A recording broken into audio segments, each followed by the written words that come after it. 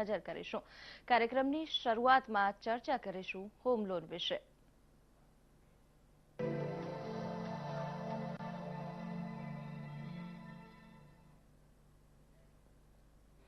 તો આજે પ્રોપર્ટી વર્લ્ડમાં હોમ લોન અંગે વિગતવાર ચર્ચા કરીશું. ચર્ચા કરવા માટે આપણી સાથે સ્ટુડિયોમાં ઉપસ્થિત છે home loan consultant Amitbhai Shah. સ્વાગત છે આપનું વીટીવી સ્ટુડિયોમાં. સૌથી પહેલા જો હોમ લોનની વાત કરીએ, હાલમાં કઈ કઈ ફાઇનાન્શિયલ ઇન્સ્ટિટ્યૂટ છે જે હોમ લોન આપે છે? હોમ લોન માટે મેડમ આજની તારીખે ઘણી બધી ફાઇનાન્શિયલ ઇન્સ્ટિટ્યુશન છે, જેમ કે નેશનલાઇઝ સેક્ટર્સ છે. નેશનલાઇઝ બેંકમાં એસબીઆઈ છે, પીએનબી હાઉસિંગ ફાઇનાન્સ છે, પીએનબી છે. એ ઉપરાંત પ્રાઇવેટ સેક્ટરની ICICI, HDFC, Citi bank, Deutsche bank છે, Bajaj Capital non banking finance કંપનીમાં છે. એવી રીતે ઘણી બધી ઇન્સ્ટિટ્યૂટ્સ અવેલેબલ છે કે જે સારામાં સારી રીતે હોમ લોન્સ પ્રોવાઈડ કરી રહી છે. સામાન્ય રીતે જે લોનની સરખામણી કરીએ તો હોમ લોનના વ્યાજના દર અલગ હોય છે. હાલમાં કયા વ્યાજ દર પર હોમ લોન ઉપલબ્ધ છે? હોમ લોન સામાન્ય રીતે અત્યારે એવું છે મેડમ કે 10.25 ની અરાઉન્ડ 10.25 10.5 ની અરાઉન્ડમાં મોસ્ટ ઓફ બેંક્સ ઓફર કરી રહી છે હોમ લોન્સના રેટ્સ. ઘરના પ્રકારના આધારે કોમર્શિયલ પ્રોપર્ટી સામે જો લોન કરેલી હોય તો શું પ્રક્રિયા તેની રહેતી હોય છે? જેમ રેસિડેન્શિયલ પ્રોપર્ટીની અગેન્સ્ટમાં લોન મળે છે, that is called home loan. એ જ રીતે કમર્શિયલ પ્રોપર્ટીની અગેન્સ્ટમાં લોન મળે છે. એ કમર્શિયલ લોન કમર્શિયલ પરચેઝ માટે બી હોય છે. કમર્શિયલ પ્રોપર્ટીની અગેન્સ્ટમાં મોર્ગેજ પોઈન્ટ ઓફ વ્યૂથી બી લોન આપવામાં આવે છે. એટલે દરેકના જેમ હોમ લોનના રેટ 10.25ની અરાઉન્ડ છે, તો મોર્ગેજ લોનના રેટ 11.5 to 13.5ની વચ્ચે વેરી થતા હોય છે. કોઈ પ્રોપર્ટી આપણી પાસે હોય અને તેના પર લોન લેવી હોય તો કેવી રીતે લોનની પ્રક્રિયા આગળ વધારાય? સૌથી પહેલાં તો આપણી પાસે પ્રોપર્ટી છે તો આપણે સૌથી પહેલાં પ્રોપર્ટી રિલેટેડ જે બી ડોક્યુમેન્ટ્સ આપણી પાસે અવેલેબલ છે એની ક્લેરિટી અને એ ફાઇલ રેડી રાખવી જોઈએ.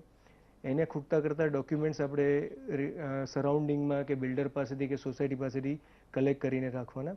અને આપણા ફાઇનાન્શિયલ જે બી વ્યક્તિને લોન લેવી છે એ વ્યક્તિના પોતાના ફાઇનાન્શિયલ ડોક્યુમેન્ટ્સ રેડી રાખી અને એમને લાઈક હું છું કન્સલ્ટન્ટ, તો મારા જેવા જે બી કન્સલ્ટન્ટ અવેલેબલ કે એમની પોતાના બેંકના બી જે બેંક ઓફિસર હોય એમની સાથે કન્સર્ન કરી અને એમની સાથે ડિસ્કસ કરી શકે છે.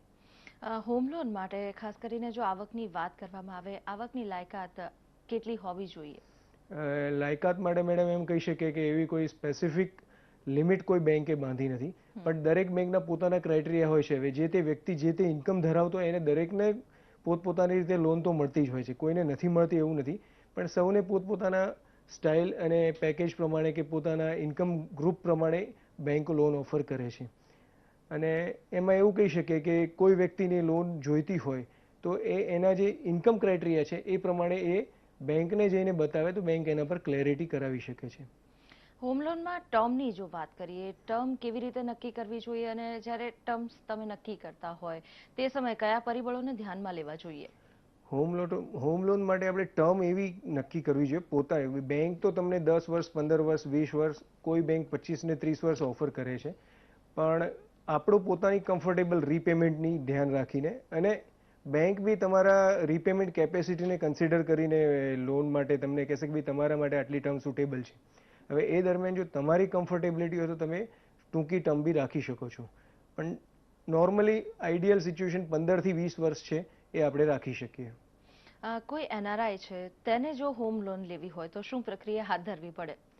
એનઆરઆઈ માટે ઘણી બધી બેંકોની અલગ અલગ રીતે એમની રિક્વાયરમેન્ટ્સ હોય છે અને એનઆરઆઈને અચૂક બેંકો લોન આપે બી છે. એનઆરઆઈની લોન માટે એવું છે કે જે તે બેંકે પોતાના પ્રિસ્ક્રાઇબ ફોર્મેટમાં અને રિક્વાયરમેન્ટ્સ ઊભી કરેલી છે. હું તો એનઆરઆઈ જે આવે છે બહારથી એમને એટલું જ કહીશ, જો તમે પ્રોપર્ટી લેવાના પ્લાનિંગમાં હો ઇન્ડિયામાં તો તમારા ત્યાંના ફાઇનાન્શિયલ ડોક્યુમેન્ટ્સ એ ઉપરાંત તમારા ત્યાંના ક્રેડિટ રિપોર્ટનું ત્યાંથી રેટિંગ કરાવીને લેતા આવશો. અને ત્યાંથી તમારા જે બી કેવાયસી ડોક્યુમેન્ટ છે એ ડોક્યુમેન્ટ્સનું ત્યાંના નોટરી પાસે નોટરાઇઝેશન કરીને ઇન્ડિયામાં લેતા આવો. તો જ્યારે બી તમે ઇન્ડિયા આવો ત્યારે તમારે અહીંયા જો પ્રોપર્ટી ફાઇનલ કરવાનું થાય તો અહીંયા તે જે તે બેંકની સ્પેસિફિક પાવર ઓફ એટર્ની તમારા એમાં એ કરાવીને અને તમે પ્રોપર્ટી ફાઇનલ કરો તો તમારી પ્રોસેસ બી થોડી ફાસ્ટ થઈ શકે છે. પણ બેંકો અચૂક લોન આપે છે. હોમ લોન લેતી વખતે કેવા પ્રકારના ચાર્જીસ લાગતા હોય છે? હોમ લોનમાં નોર્મલી મેડમ બેઝિક એવું છે કે કોઈ બી પ્રોપર્ટી રિલેટેડ જો આપણે એમ કહીએ તો તેના ટાઇટલ અને વેલ્યુએશનની કોસ્ટિંગ લાગતી હોય છે. ટાઇટલ વેલ્યુએશનની કોસ્ટિંગ અલાવા બેંકનો પ્રોસેસિંગ ચાર્જ લાગતો હોય છે. બેંકનો પ્રોસેસિંગ ચાર્જ ઉપરાંત જે રજિસ્ટર્ડ મોર્ગેજને અને એ બધા જે કોસ્ટ લાગતા હોય છે આ બધી કોસ્ટ છે. પણ આઈ થિંક બધું ઇન્ક્લુડિંગ જો કરવા જઈએ તો દરેક બેંકનું પોતાનો અલગ ફોર્મેટ છે. એટલે જે તે બેંક સાથે જ્યારે ફાઇનલ ડીલ થતું હોય ત્યારે આપણે એક ક્લેરિટી સાથે ડિસ્કસ કરી લેવું જોઈએ. અને એક 0.5%થી માંડીને 1%ની વચ્ચેની ટોટલ કોસ્ટ હોય છે. ઘણી બેંકો આજની તારીખે સારો રેટ ઓફર કરી રહી છે 10.25. એની સાથે સાથે પ્રોસેસિંગ ફી બી 0.25 of the loan amount offer કરી રહી છે. એટલે અત્યારના સમયે બહુ જ સારો ઓફર છે અને લોકોએ એનો ફાયદો બી લેવો જોઈએ. ખાસ કરીને જ્યારે લોન લેવાની વાત આવે છે, હોમ લોનની વાત કરીએ તો નેશનલાઇઝ્ડ બેંક પાસેથી લોન લેવી વધારે હિતાવહ રહે છે કે પછી પર્સનલ બેંક કે સહકારી બેંક પાસેથી લોન લેવી વધારે હિતાવહ છે? તમારો ક્વેશ્ચન ખરેખર સરસ છે. અમને એવું છે કે ડે ટુ ડે ફિલ્ડમાં ઘણા બધા ક્લાયન્ટ્સનું પ્રેફરન્શિયલ હોય છે કે એમને પ્રાઇવેટ સેક્ટર કરતાં નેશનલાઇઝ બેંકમાં વધારે ઇન્ટરેસ્ટ છે. હું તો એટલું જ કહીશ કે દરેક વ્યક્તિ સરકારી નોકરી નથી કરતો હોતો. એમ દરેક વ્યક્તિ પાસે અને દરેક વ્યક્તિની રિક્વાયરમેન્ટ સહકારી બેંક કે સરકારી બેંક કે પ્રાઇવેટ સેક્ટરની બેંક ફૂલફિલ નથી કરી શકવાની. પણ આપણી પોતાની રિક્વાયરમેન્ટ અને આપણી પોતાની ઈચ્છા એ બંને જો શૂટ કરતી હોય તો જે તે બેંકમાંથી આપણને ઈચ્છા હોય કે ભાઈ સપોઝ આઈસીઆઈસીઆઈમાંથી લેવું છે કે સિટી બેંકમાંથી લેવું છે કે એસબીઆઈમાંથી લેવું છે તો પહેલો એ ટ્રાય કરી જુઓ. અધરવાઇઝ દરેક બેંકના પોતાના ફોર્મેટ છે એ પ્રમાણે આપણે ટ્રાય કરી અને સારામાં સારી ઓફર મેળવવાનો પ્રયત્ન કરવો જોઈએ.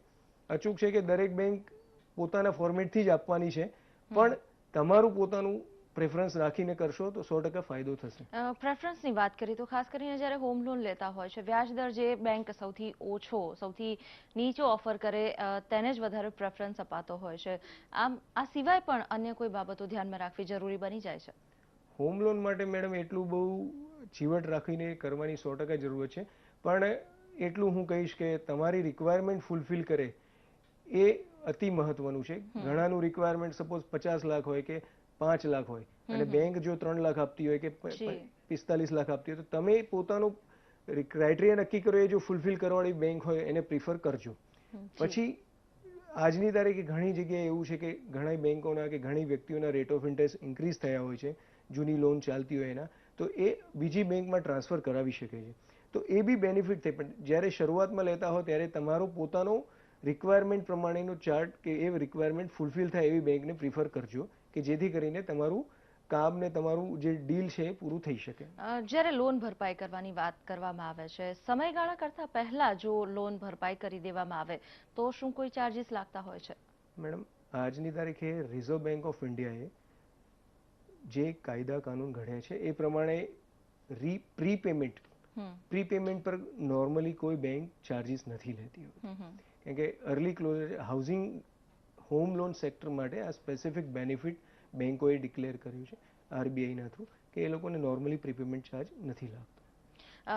આ રીતના જ્યારે ચાર્જીસની વાત આવે છે, ઘણી વખત હોમ લોનમાં હપ્તા દ્વારા જ્યારે ચૂકવણી કરવામાં આવતી હોય છે, કેટલાક સંજોગોમાં એવું બનતું હોય છે કે હપ્તા ભરપાઈ કરવા માટે પણ વ્યક્તિ સક્ષમ નથી હોતો. કેટલા હપ્તા સુધીની છૂટ મળી શકે છે? મેડમ, આ એક જે તે બેંકનો પોતાનો સબ્જેક્ટ છે. કોઈ વ્યક્તિ અગર આવું કંઈ ક્યાંય એમને ડિફિકલ્ટી પડી હોય તો હું એટલું જ કહીશ કે એ જે બેંકમાંથી લોન લીધી હોય ત્યાં ઓનેસ્ટલી ત્યાં પોતે રૂબરૂ જઈ ત્યાંના કલેક્શન મેનેજર હોય કે ત્યાંના જે બ્રાન્ચ મેનેજર હોય એમને રૂબરૂ મળે, પોતાની સિચ્યુએશન સમજાવે. ઘણી બેંકો એની વસ્તુમાં કન્સિડર કરી અને એમને કંઈ રિલેક્સેશન આપી શકતી હોય. કેમ કે આ બેંક ટુ બેંક ડિફર કરે છે. એટલે આ એક લીગલ મેટર બી છે. લીગલ મેટરમાં વધારે ડીપલી જવામાં એક આખું લીગલ સેક્શન જેવું કામ કરતું હોય છે. એટલે એ જે તે બેંક સાથે ડીલ કરવામાં વધારે અનુકૂળ છે. અમિતભાઈ, જ્યારે હોમ લોનની આપણે વાત કરી રહ્યા છીએ, આપે કહ્યું કે વેલ્યુએશન પણ એક મહત્વની જે પ્રક્રિયા છે હોમ લોન માટેની તેમાં સમાવિષ્ટ થતી હોય છે. તો વેલ્યુએશનની પ્રક્રિયા દરમિયાન મહત્તમ લોન મેળવવા માટે કઈ પ્રકારના પ્રયત્ન કરવા જોઈએ? મહત્તમ લોન માટે મેડમ એવું છે કે વ્યક્તિને જે પ્રોપર્ટી પરચેસ કરે છે એ પ્રોપર્ટીનું જે આજની તારીખે માર્કેટ વેલ્યુ છે. હવે હોમ લોનમાં ડેવલપર્સ પાસેથી જે પેપર મળ્યા હોય છે એ પેપરના બેઝ પર એમની ઇન્કમ પ્રમાણે, એમની ડોક્યુમેન્ટ પ્રમાણે અને માર્કેટ વેલ્યુ પ્રમાણે ત્રણેયમાંથી જે લોએસ્ટ હશે, વિચ એવર ઇઝ લોઅર, એ પ્રમાણે બેંક ફાઇનાન્સ કરવાની છે. કોઈની ઇન્કમ ઓછી હોય અને પ્રોપર્ટી વેલ્યુએશન સારું હોય તો બેંક વેલ્યુએશન વધારે સારું છે એટલે લોન નહીં આપે, એ એમની ઇન્કમ બેઝ જોઈને આપશે. ઘણી વખતે એવું છે કે ઇન્કમ સારી છે પણ વેલ્યુએશન ઓછું છે તો એ અલ્ટિમેટલી વેલ્યુએશન બેઝ ફંડિંગ આપશે. એટલે આપણે આપણું ક્રાઇટેરિયા પ્રોપર્ટીનું સ્ટેટસ જોઈ અને આપણી રિક્વાયરમેન્ટ પણ આપણે ફાઇનલ કરતા હોઈએ છીએ. એ જરા એક ધ્યાન પોતે બી રાખવાનું હોય છે. અધરવાઇઝ અમારા જેવા કન્સલ્ટન્ટ બી જે હોય છે એમની થોડી એડવાઇસ લઈ શકે છે એ લોકો. 100% હોમ લોનની જે વાત છે તેમાં કયા કયા મુદ્દાઓને ધ્યાનમાં રાખીને બેંક દ્વારા પૂરેપૂરી લોન આપવામાં આવતી હોય છે? કેવા સંજોગોમાં 100% લોન મળતી હોય છે? 100% લોન એ શબ્દ એવો છે મેડમ કે 100% લોન પેપર એવો શબ્દ તમે ક્યાંક સાંભળ્યો હશે. 100% લોન એ નોર્મલી કોઈ બેંક ઓફર નથી કરતી હોતી, એ રીતનું છે. 100% લોન નથી, 100% લોન પેપર, 100% લોન પેપર એ લોકોએ ધ્યાનમાં રાખવા જેવો વિષય છે. જી, આપ સ્ટુડિયોમાં ઉપસ્થિત રહ્યા અને જે લોન ધારકો છે, જે લોન લેવા ઈચ્છુક વ્યક્તિઓ છે, તેમને જે માર્ગદર્શન પૂરું પાડ્યું તે બદલ આપનો ખૂબ ખૂબ આભાર. Thank you ma'am, thank you. Property વર્લ્ડમાં અન્ય મહત્વના જે ચર્ચાના વિષય છે સાથે જ કેટલાક મહત્વના અહેવાલ છે તેના પર નજર કરીશું. હાલ સમય થયો છે એક બ્રેકનો.